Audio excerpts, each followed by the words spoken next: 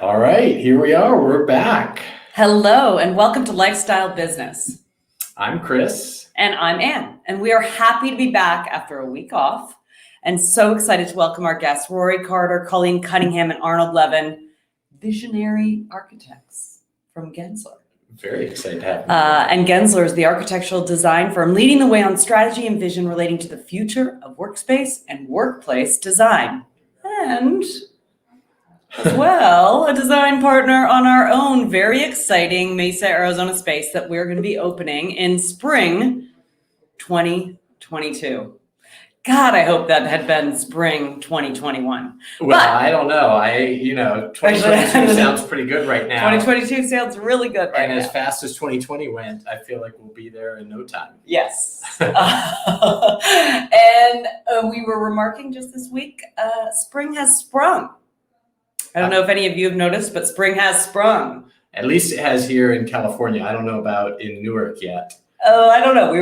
We were on the phone with Omaha, which has to be doing worse than Newark, and they were at 66 yesterday. So we're on our way. Spring has sprung. We've got the buds in the trees. We've got the mustard greens making the whole landscape here in Sonoma County pop. But the energy's back. I can feel it. I can feel the energy in our spaces. I can feel the energy of return to work. And we can feel the energy when we were in San Francisco this weekend. So as we came back, we went to SF, stayed at our place there. We do have termites in our windows, which was not a good find. Victorian homes, but whatever. Anyway, we were in San Francisco, and what a difference a month makes, right? The streets were bustling, lots of energy. Feels like everybody in the tech industry took a walkabout, got a Sprinter van, and they're starting to pull it back home. They were either back home in San Francisco, or the other two places they were definitely were Florida, because isn't everybody moving to Florida, and to Baja in a Sprinter van or a Westphalia, which is basically what we saw. So yes, life was almost back to normal. It felt so weird. We were walking down the streets, and literally a month ago, the Mission was boarded up. We live beside Valencia Street, and still so many shops have been shuttered and so many businesses have been closed. But let's talk about little moments of celebration, which was we had parklets designed into outdoor dining, which is something that we struggled with in general in San Francisco. But also what we were seeing was murals, a proliferation of murals, which obviously San Francisco is known for its murals, but in fact, the restaurants are putting murals on their pieces to create really nice streetscapes, and people were out, they were about, they were drinking coffee, they were catching up, they were playing ball in the park, they were wearing masks because we're not Texas. I think that the migration to Florida is, perhaps a little premature. There's been a number of, sort of data points. You just blew right past my preamble because you wanted to get to your data, didn't you? Data driven here. That's fine. I had a segue for you. I had a segue, which was there's a lot of the one thing that we are seeing, which is weird in San Francisco, is in 20 years, I've never seen a for rent sign in a window. Yeah. And not only just commercial, but for rent signs all over in apartments. And what was interesting about that is correlating that to every VC apparently going to Florida, right? Because that is the hot destination, or so the Twitter sphere would like you to believe. Oh, you can't find your data now. I can't find my data. We'll come back to that. Sure enough, what we noticed was, yes, there are vacancies, but tell us what the data says. Well, the data says that so far out of San Francisco, 66 people have moved to Florida. So the Miami tech scene seems like that is quite a migration. 66 people to Florida. Most people have moved mostly within California and to Texas, Austin, and Colorado. So it's not about tax evasion. No. Okay, good to know. Well, still wearing masks, not going to Texas either. Now that they're through the mask. Nonetheless, we're going to be welcoming the mayor of Miami on one of these shows in the future. You heard it here first. Let's get them booked. Yeah. But nonetheless, Florida is, I guess, not as much on the rise. So what was that? Something like less than 2% of the moves out of San Francisco were. Although who changes their mail any these days? Who even gets mail? Who even gets mail? Okay, moving on. What was interesting about that, I was predicting that this is, there's that fear. You're like, should we be selling the house? Should we be moving out of San Francisco? Is it dead? And I think people have said that countless over the last hundreds of years. People have always said that. Every sort of 20 years, there's another San Francisco's dead and it will never rise again. And we drove across the Golden Gate Bridge, and Harper, who everyone knows is our 2-year-old, looked out the window and went, whoa, at all the sailboats in the bay. And so we still have the magic and the beauty that is SF. All right, moving on. Before we bring in our friends from Gensler, as we are starting to talk, let's talk about trends in the workspace. All right, well, let's see if this works a little better. A VC firm called Initialize just did a survey of all of their portfolio companies, and hopefully this will spur some conversation with Gensler about how everybody plans to come back to the office. We've been talking quite a bit about the rise of co-working, obviously, but remote work, people working entrepreneurially, and the decentralization of offices. This was the results of their survey of their portfolio company. Only 26%. Do they have 8 portfolio companies, or do they have a lot? Hundreds. Okay. Yeah, Thank goodness. I thought we were going to be in a Florida state. All 5 people. Only 26% plan to go back to primary office, meaning we're going back to the office every day, 5 days a week, 40 hours a week, like we all were used to. 36% are fully decentralized, and the hub and spoke or hybrid model of a little bit in the office, a little bit away from the office. I call it the Chris and Ann model. Co-working spaces actually was the primary model. So I'll be interested in Gensler's reaction to this when we bring our obviously guests a lot of impact on design and a lot of impact on just thinking about culture. I mean, remember the show we talked about asset managers telling them, don't worry, they all have to come back to the office because that's how you build a corporate culture. No, they all have to come together. Right. That's how you build a corporate culture. So I think we're going to see it prove out. Obviously, things lag in this space because people have to make plans. They have to make decisions. Yeah. But I think the writing is on the wall that commercial real estate is in the midst of a major shakeup. And so I'm excited to hear from our partners around what that looks like, and actual experts. So who knows? I mean, I think we think of ourselves as the experts. We are on the cusp of the future of work, and we hear from hundreds of companies all the time on how they actually are thinking about their workspace needs. So let's bring them on. You do your job, I'll do mine. If we have learned anything over the past year, it's that we have a universal need to be together. Although we're not out of the woods yet with the pandemic, the path forward for designing shared spaces has become ever clearer to our next guests. Arnold Levin leads a team of visionaries in workplace design at the Gensler architecture firm. Along with Rory Carter and Colleen Cunningham, they are here to share their blueprints for a post-COVID workspace and present a vision that utilizes this unparalleled opportunity to reimagine cities, realign real estate, and places with human experience, and most importantly, uses our shared desire for reconnection as its driving force. Welcome, guys. Thank you so much for joining us today. Hi, thanks for having us. Thank you so much. No problem. Well, We're looking forward to chatting today. Yeah, likewise. It's a pleasure to be with all of you again. And as we mentioned, we've been working together on the project in Mesa.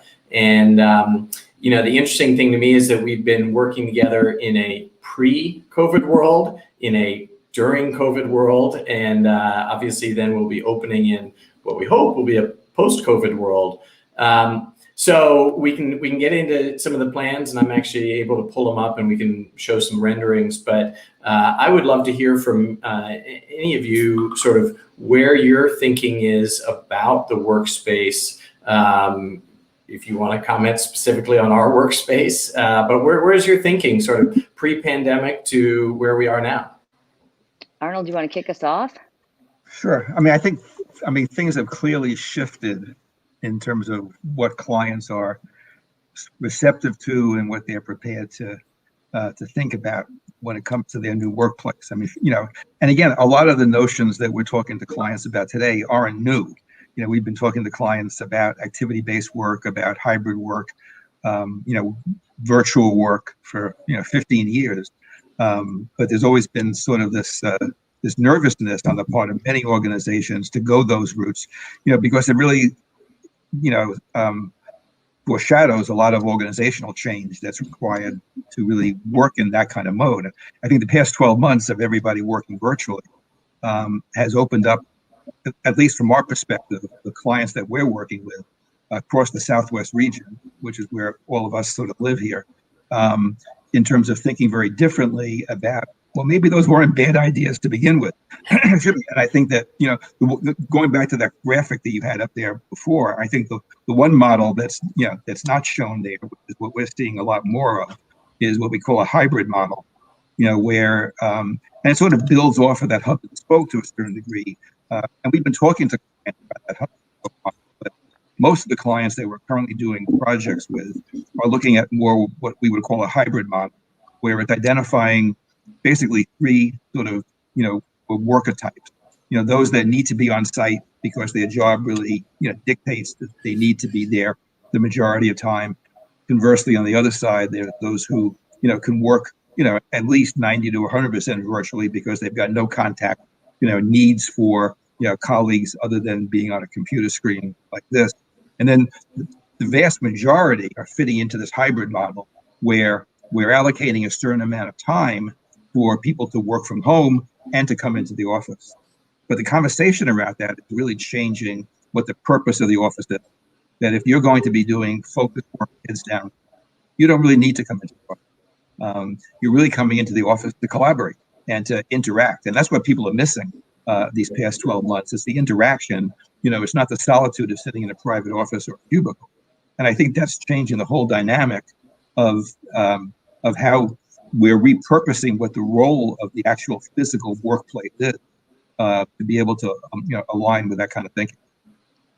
Yeah, I think it's interesting. You tapped into something, Arnold, that I often am reflecting on is that the reason for workplace design, and I mean this more at the workforce level, and you're obviously the design side of it, was actually fear, right? So oftentimes flexible work schedules, it was the concern that we would lose productivity or that I wouldn't be able to manage my staff or we wouldn't actually achieve all the things that we wanted to.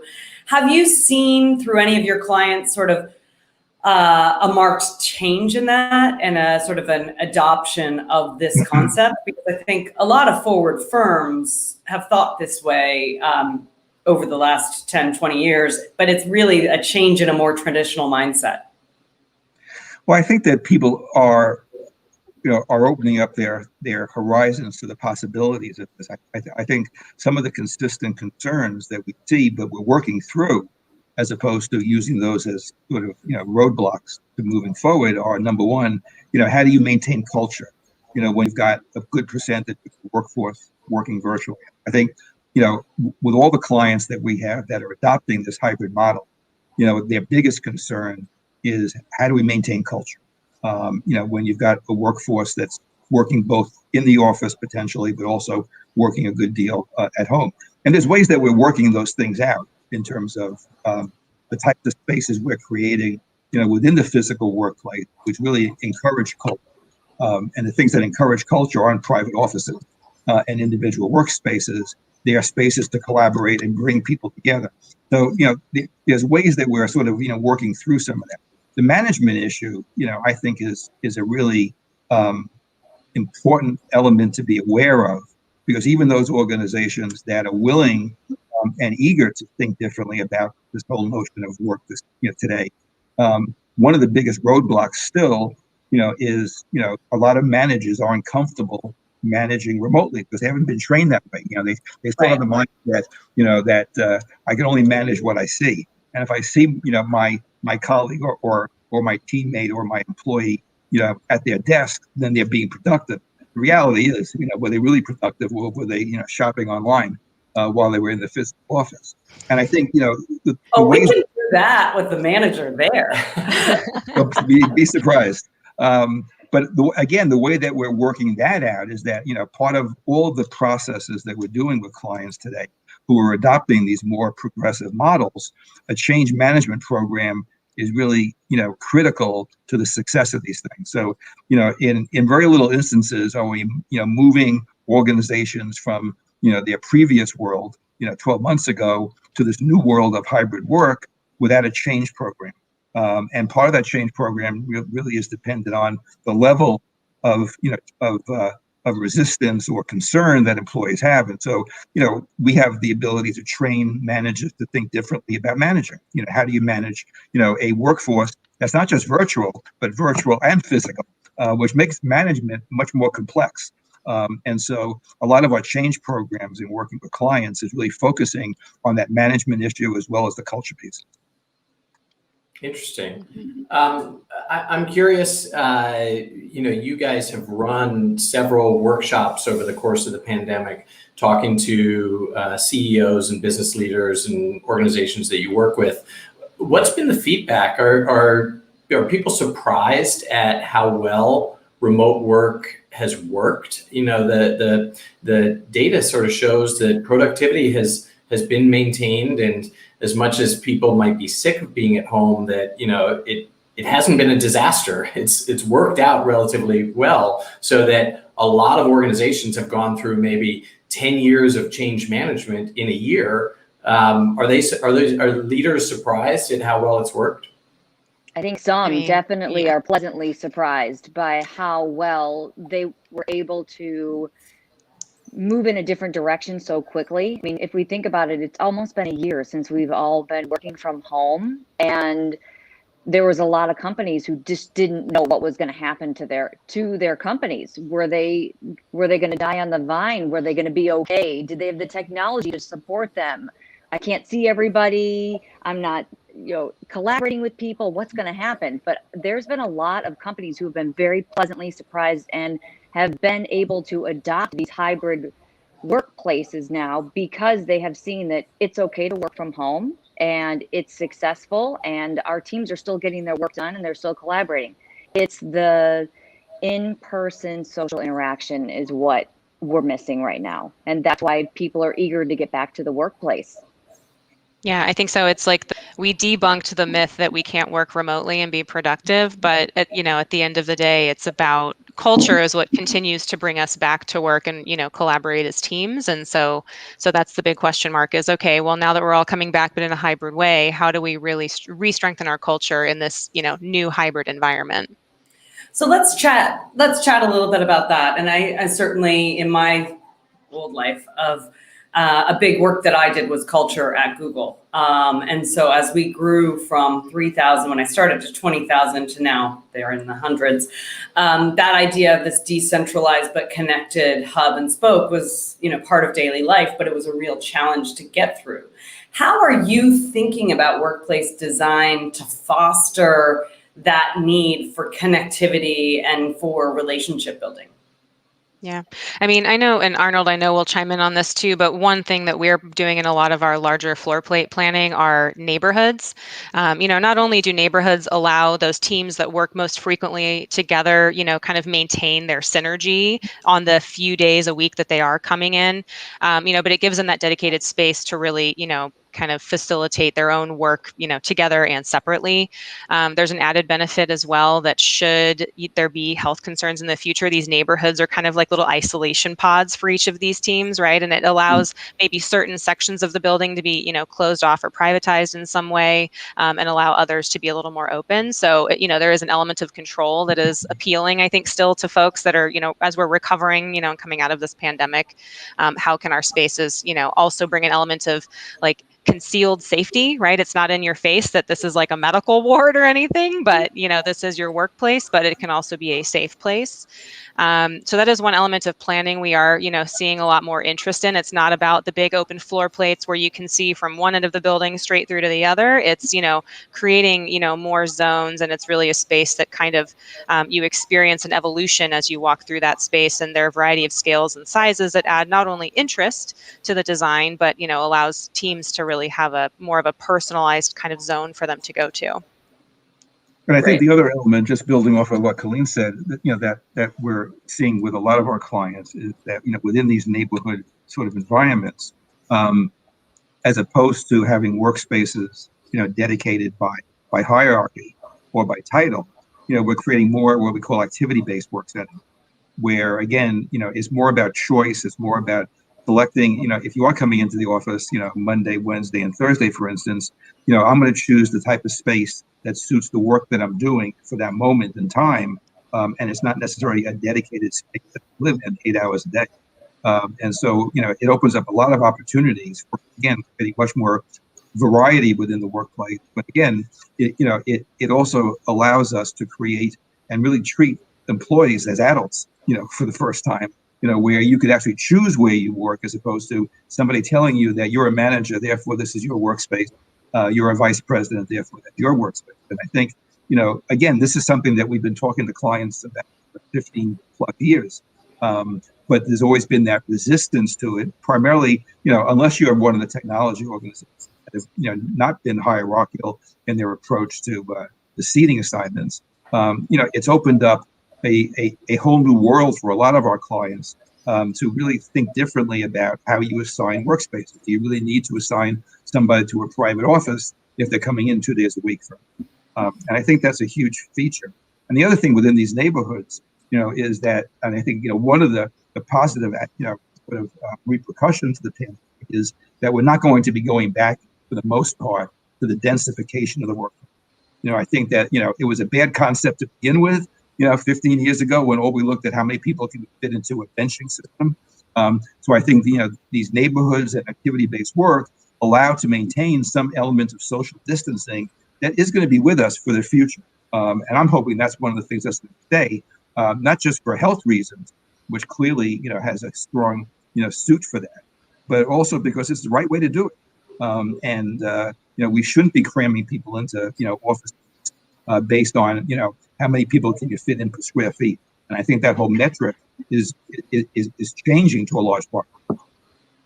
Yeah. And I think too, if you're not, one of the outcomes we're seeing is, if we're not necessarily de-densifying, but we are being more creative in how we're spacing some of these work groups together, is it frees up space for amenities. And those amenities are largely catering toward collaborative opportunities, maybe in an untraditional way. It's not just about adding more meeting rooms. It's about giving those, more casual environments where people can collaborate in a more casual way. Or, we're even seeing a bigger push toward amenities outside that can function both for an individual to, have a separate kind of second or third place to go and do work, but also, a perceived safe environment, to meet with your colleagues outside as well. So it's, the amenity mix, there's some opportunity here if we're not densifying desks the same way we used to. So that's interesting, because there's two sort of somewhat competing tensions there that you're talking about. On one hand, with the hybrid model, and you don't have a workforce that's coming in 5 days a week, 8 hours a day, you need less space. On the other hand, if you're de-densifying, maybe you're expanding to fill the space that not every employee is in every day. Do you have any predictions on the future of, space needs overall? We've been talking to a lot of CEOs that are all thinking about not necessarily giving up their leases, but reducing the size of their footprints and thinking more flexibly. Obviously, we're in the co-working business, giving employees vouchers, to co-working spaces. Working from home can be tough if you have, children, dogs, whatever. But maybe you've moved out of town and you're working somewhere else. What are some of the overall trends that you think we're likely to see, not just in workspace design, but in overall sort of corporate workspace? I Well, I don't think there's the work. definitely, Oh, I'm go sorry, ahead, Lori. Arnold. Go ahead. No, go ahead, Lori. I was going to say the workplace is not going to go away. It will remain in place. The size of it, absolutely. The size is definitely going to change. We are seeing real estate footprints being reduced. We've even seen leases with 1 year negotiations just so they can understand what to do next. But the workplace is still needed. There still needs to be a sense of place to come together when needed. And yes, I do believe there will be more hub and spoke models, but I don't feel personally, we don't feel that the workplace is going to necessarily, it won't go away. It is not going to become extinct. Thank goodness. But it is going I to know. reduce. I mean, I think to a certain degree, it's going to reduce quite dramatically. And I think that, because again, if you had, if every organization had the wherewithal financially to have both a choice of work setting, be able to integrate social distancing, not have this huge densification, and have everybody have, one desk, one person, plus a substantial increase in collaboration spaces and social spaces, that would really indicate that most organizations have to take on at least a third more space. And most organizations that we're working with are not in a position to do so. And so it's really a trade-off and say, okay, what's really important about this, as we've been talking about the past 20 minutes, is really about, interaction, collaboration, building culture and all those things. And the thing that you begin to sort of push to the side as a nice to have, but not essential, is not having desks for every individual on a one-to-one basis, particularly if they're a hybrid worker. And so I think, you look at it that way, and at best, you're not taking any more space, but you're reducing the amount of space that's relegated to individuals, but increasing the amount of collaborative spaces within that. But in many cases where organizations are rethinking the whole role of that workplace, and they're upping the percentage of people who are working from home in a hybrid model, they're also saying, shouldn't we rethink what the office is about? We're doing one project for an insurance company, a large insurance company in the Phoenix area, that currently occupies 5 buildings on 500,000 square feet of space. And, one of the questions that the CEO asked us, back in May was, how would you think about our workplace, in a post-pandemic world? If we allowed people to work from home on a high percentage, would that change your thinking about our campus? And we talked about, and we're exploring with them now, that maybe the campus is just a convening center, where people are coming in. It's basically a series of, collaboration areas, training, cafes, things that bring people together, with some short stay spaces for people who are coming in. That could potentially reduce that project from 500,000 square feet down to 120,000. Mm-hmm. It's fascinating, right? And not to pick on but industry-wise, insurance, obviously not the first mover on these things, obviously a risk mitigation culturally industry. And so, I think one of the things that we've seen that's interesting is this shift away from I need to have everyone in the office because we didn't think it would work, to now the finance team is looking at it and saying, well, why do we have all this space if it's actually not essential? And so how do we shift our workforce to the right people in the right space at the right time? And it's interesting because I think if industries like insurance, like banking, we were talking to the CEO of a major global retailer, and they're saying the same thing. These are the process-oriented risk mitigation industries that rely on a massive workforce. If they're making those changes, that's a real sign for all industries to make the change. All right. I mean, one of the exciting things coming out of this thing, is that it's the former sort of traditional conservative organizations that are adopting these strategies now and are willing to look at it in a different way, which I think, that's always what I always get excited about, is when you take a client, that said, we can't do this, it's not, we're too conservative, to think about that, to all of a sudden now you're totally thinking about a new way of working. But the other thing that I wanted to add before I leave is that the other dynamic change is that we're seeing people from the executive leadership team as part of these decisions now. Because I think the other thing that's opened up the C-suite, who we've always wanted to be at the table with in these discussions, is that they really see the connection now for the first time overall between workplace decisions, and their involvement in those decisions, as opposed to relegating those decisions to a facility management team, which tend to be more conservative because they're gatekeep. They don't want to risk their jobs. But now, we're meeting with HR. A lot of the policies that we're working with clients around, particularly in these more progressive strategies, is because we actually are meeting with the CEOs and the CIOs of the organization, and they're actively involved in these decisions, which they should have been 15 years ago, but weren't. All right. Interesting. Yeah. Well, yeah, sorry. Arnold, I know you have a hard stop. We want to thank you for being here today. Colleen, Rory, I don't know if you can stay on for a few minutes. I did want to bring up some of the slides. We'll let you go, Arnold. Thank you very much for being with us today. Thanks for having me. I apologize that I had to cut out, but this was unexpected. So while we're pulling up the slides, heard it here first. Traditional industries are making a change in the new world. Number two, what we're hearing is the workforce of the future is not going to be the workforce of the past, and it's about collaboration and convening. Kind of works. Exactly right. And by the way, I thought Arnold's point was really interesting about the CEOs being involved. You have had conversations with some CEOs of some major companies. Not only are they, getting involved because this is the right way to work, this is becoming the way they want to work, right? This woman was the CEO of a major organization, wants to be able to work from home, wants to be able to spend time at, offsite. And, it's a wonderful opportunity. But I think, all the way up to the executive suite, everybody is understanding the benefits of the hybrid model. Well, and more importantly, as we heard, the connection between culture and workspace design we've always known there's a real tie to that.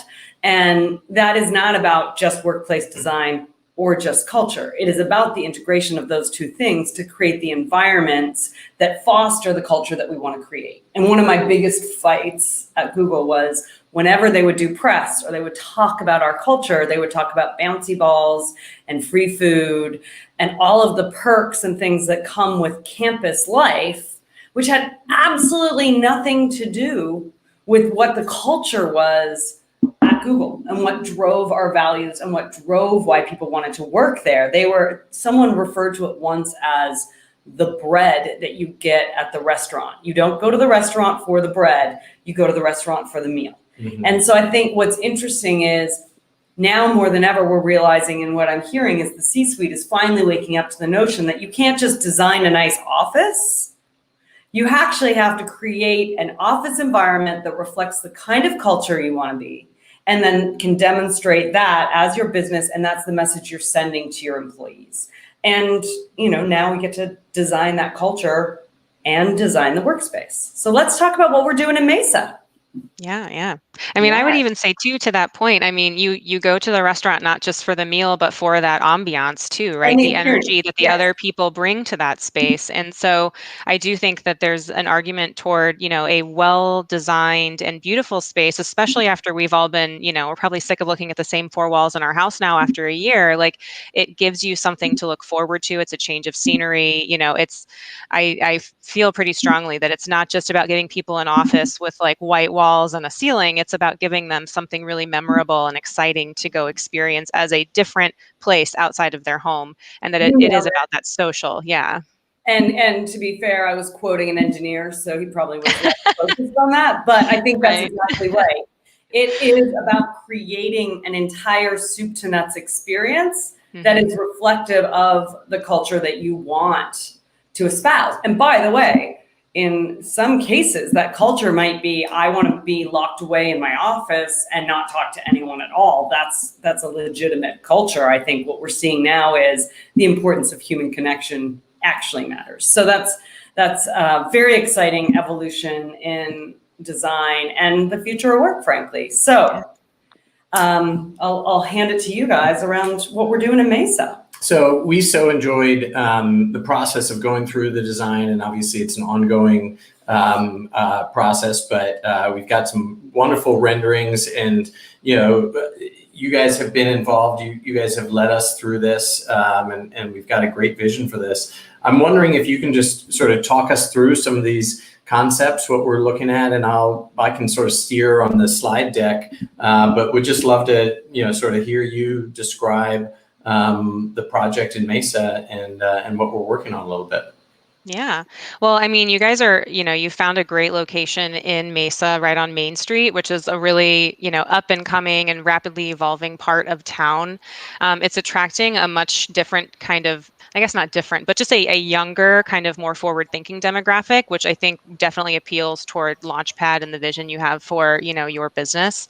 There's also, a really strong history on this particular street in Mesa of kind of that mid-century, like 50s to 70s kind of, time period. And so you can clearly see even from the way that this elevation was designed that we are certainly honoring some of that heritage there, so that this does start to, really sync with the mood that already exists here in this part of Mesa. So, this kind of sawtooth awning is a very dramatic feature that I think the next slide kind of shows it. It has a presence during the day with the dramatic desert lighting, and then at night it starts to shift to, a more illuminated kind of exciting experience at night. So, it's something that we knew we'd want to transition from day to night as far as activity, and, that there might even be evening events that, Launchpad would host in the center commons area. And we wanted that front door to feel very kind of inviting and safe and welcoming at night as well. There's a history of how excited neon we too. are.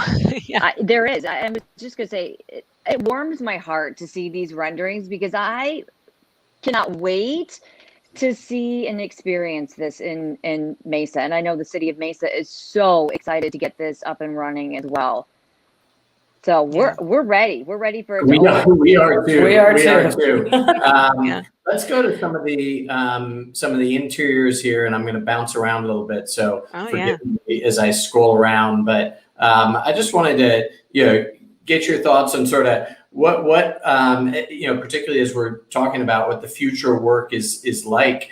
What do you think the sort of feeling that we want to capture for people when they walk into Launchpad in Mesa? We honored a lot of the sort of the neon and the history. We have this great brick that's been revealed in the building. I'd love to hear your thoughts just on what the experience as you walk into Launchpad will be. Yeah, I mean, so we had worked closely with you guys early on this concept that it was kind of this gritty desert, kind of vibe happening here. And it definitely has an undertone of like vintage influence. And largely, I think, the whole impression here is that we want it to be very warm and welcoming, that kind of appeals to some of the industrial architectural features that are exhibited. We do have some concrete columns. The brick is an excellent, that was probably the most excellent surprise we could have found behind those walls, because it really gives some character to the space. I do think when you walk into, from the perception of, is it safe to be here? One of the great things about this particular space is it is huge. And so there is plenty of room for people to kind of spread out. And within that footprint, we were able to create both, the image here on the screen is that loungy commons area, with the idea that the furniture was all modular, so that it could be restaged for more of a presentation style, or it can be grouped in clusters as shown for, more intimate kind of lounge conversations. The front kind of co-working area, we had talked about there being movable kind of windows so that you can open and get fresh air and then interact with pedestrians on the street and kind of have that almost like active cafe kind of feeling, which is excellent. And I do think, even for the open workstations that we have here, the fact that largely, there was an opportunity for people to kind of self-assign themselves to one desk also is a great, it was naturally built into your program, but it's a great response to the future of work, where a lot of our own research is showing that many people still, if they had to choose to return to work tomorrow, they'd be more likely to do it if they knew that they had their own desk to go to and they didn't have to share it with other people. So, that's a great, and it's the fact that you guys have all the private offices in the back too, kind of private work zones for people is a great benefit.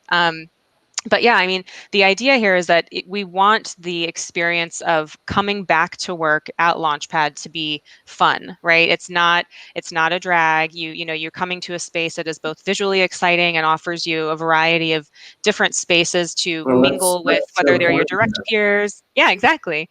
Whether you have colleagues that you work with and share a space with there, or they are other fellows in your community that you're kind of sharing ideas with, that you have a variety of spaces to meet and engage, and then you also have your own place to kind of seclude and be productive. But yeah, I mean, I think fun is definitely the undertone that we wanted to bring to this space. You can see that from some of the patterns and colors and the neon, of course. And I don't know, Roy, did you have anything else you wanted to add from your I was just thoughts going on to this? say, you can create your own journey adventure when you walk in the doors of Launchpad. That's really what the goal is you can sit and work in so many different environments within Launchpad. That's the wonderful thing about this space, is that, and about the Launchpad community, is that when you walk in, you do have this sense of community with Launchpad, and you can sit and work wherever you want to work. I mean, I'm a big fan. Yeah. And I think, even just the demographic of clientele that you attract, these are largely people with an entrepreneurial mindset. And so they are, kind of, it's already ingrained in their work style to, kind of bounce around flexibly as they see fit for the type of work they're doing, in a very agile kind of way.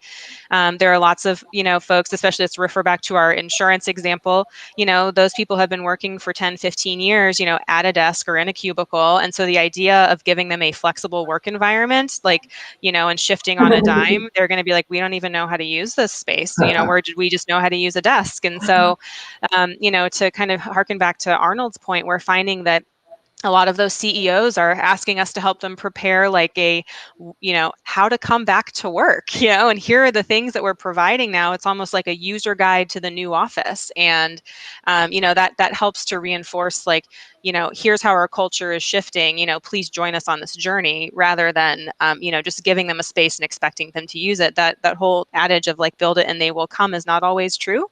You have to like build it, show them how to use it, and then they'll come more often, right? So that's The right. other great- Interestingly enough, when we did a project with Mars. So Mars Wrigley was in our space in Newark, and they used it as a transitional space as they were building out their HQ. And one of the cool things about that was they were actually doing a couple of things, which was they were moving someone from their original HQ to a new city, basically, inside of New Jersey. And so they used our space as sort of that transition. Oh, you can work from here for 18 months and you can get comfortable with the commute and with all these pieces. But what was cool about it was they did exactly what you're saying, is they created an entire video that gave them a tour of the space, helped them understand how they used it, why they were doing it, the neighborhood. And I was just really interesting because I was like, that's thoughtful about, how do you experience your first day? And I think companies really do think about their employees that way, right? Really think about their journey. yeah, oh, for sure. Yeah. It's I think, that brings up the notion of prototyping, which some of our larger clients have definitely been interested in practicing, right? Especially those that are, really seeing a big shift from their previous pre-COVID work practice and typologies to what they see the future of their business looking like in a more hybrid fashion. And they're realizing they do need to create these satellite prototypes for, teams in different areas to experience and get their feedback before they commit to, a full real estate overhaul. So we've been actually seeing a lot of people studying that in a more like live in it and test it kind of fashion, instead of just, speculating and doing research and quizzes. It's one thing to take a survey about how you think you'll feel in a future space that's hybrid. It's a different thing entirely to take that same person and have them sit in a space and experience a hybrid environment as a prototype for 2 weeks and give, even more constructive feedback. Well, if you have any New Jersey clients, send them my way. We can use our space. Yeah, right. Transition space. Yeah, for sure. No, I love that they did that. Actually, that's really smart of them. Yeah. Yeah. Well, we want to thank you guys for joining us today and being here. This was a really fun conversation. We are so excited about the project we're working on together. It's just been an absolute pleasure working with the two of you and the whole Gensler team. The future work is here. It's fun to be going through this together. Yeah, same. Yeah, we're excited for Mesa, man. I Can't bet. wait.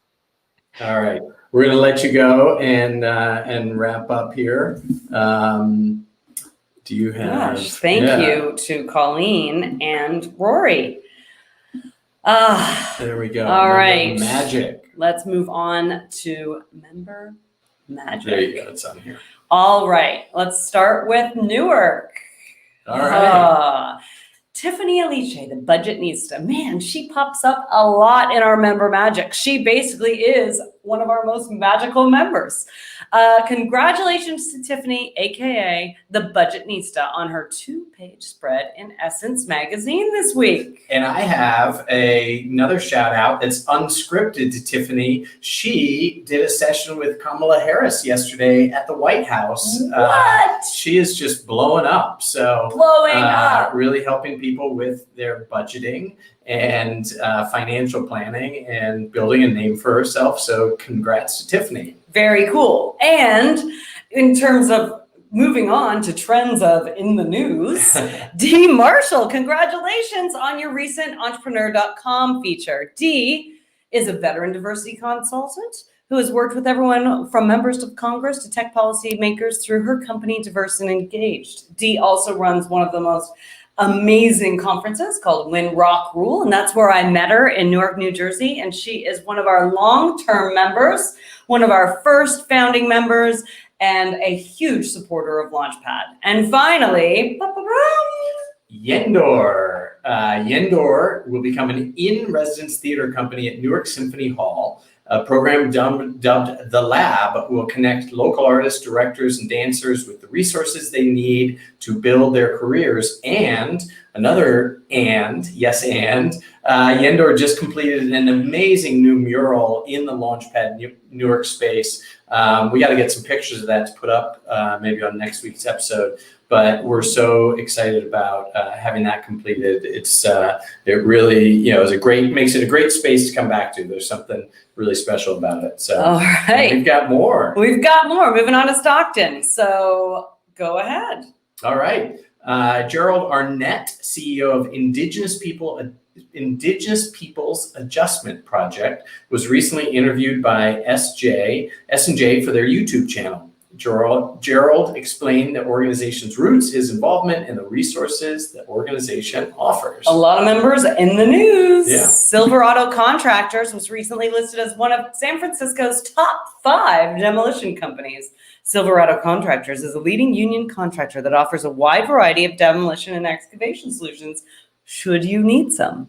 and over to Nashville. Our partner and member, AGD Entertainment, is launching the first ever 0 to 60 scholarship program designed for the developing 16 to 20-year-old artists. One recipient will receive a full ride to cover their 9-month experience with the ZT60 program.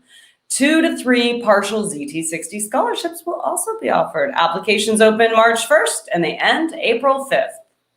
All right. Well, it's fun to hear all the members in the news. Our members are our magic, and love celebrating our members.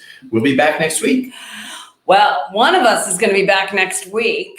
Where's the other one going to be? You are going to be taking the show. I'm sorry. I know. Everyone's very disappointed. We might have to find a guest host for you, but I am... Ariel Dio. Dio seems like she might be right up the alley in terms of your co-host. We would not want to leave it to your own devices. Anyway, you will be back next week with Chinedu Eshuru, the serial entrepreneur and co-founder of the VC firm Love and Magic Company. He's going to join us to share his epic entrepreneurial journey as well as the mission and strategy behind his firm's investments in companies founded by underrepresented entrepreneurs. By the way, the reason why are you going to be on your own? Because it's a big area of focus. We really like thinking about investments in underrepresented entrepreneurs. No, that's why you're going to be on your own. I know why you asked. Happy birthday to my co-host in advance. I'm going to be whisked away. For a socially distanced lunch with the ladies of my pod. Well, maybe we can send you a StreamYard link and you can log in on your phone and show us how you're celebrating. We'll see. Anyway, I believe it'll be outdoors with masks. I'm very excited for you to miss next week's episode to celebrate your 39th birthday. We will miss you, but it's, we'll hold down the fort without you. When they offer up it's your 39th birthday, it means you're officially old. So as always, a quick note, if you want to catch up on all our past episodes, you can subscribe to us here on the LPTV programming channel, or subscribe and like our podcast, Lifestyle Business, wherever you get your podcasts from. And thank you to our birthday girl, my co-host Anne, our production team, Ariel, Dio, and everybody else on the Launchpad team, and our wonderful guest Gensler today. That was a fun episode. We will see you next week. So long, folks.